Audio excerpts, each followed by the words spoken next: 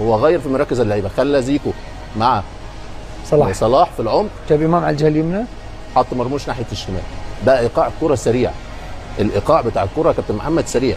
مهند ومروان ما بقوش يمسكوا الكره كتير، لانه بقى عنده محطات اساسيه بتاعته على الجناب وعلى الاطراف، فتروح الكره من الشمال لليمين، التانيين نيوزيلندا منتخب نيوزيلندا يرحل، تبقى المساحه موجوده، لان انتشارهم العرضي ما كانش كويس، تيجي الكروسات العرضيه ويبقى في المساحات في العمق.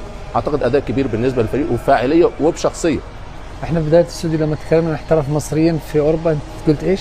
احنا ايش؟ عاطفيين. خلينا نستمع لعواطف جياشه ربما في حديث كابتن حسام حسن مباشره بعد هذا الفوز التاريخي لمصر عن نيوزيلندا. ما تفقدش توازنها، ده كل الامور بتعالجها. حاجه ثانيه، الناس للاسف كانت بتختصر حسام حسن في الروح، يقول لك الروح وبتاع. النهارده تكتيك، صح. شفنا في الماتشين حاجه تكتيك، شفنا ماتش بلجيكا حاجه، والنهارده الشوط الثاني حاجه ثانيه. عرف يرجع الفرقه لوضعها الطبيعي في كاس عالم، في بطوله كبيره. خلينا نشوف فرحه لاعبي منتخب مصر في غرفه الملابس مباشره بعد نهايه هذه المباراه.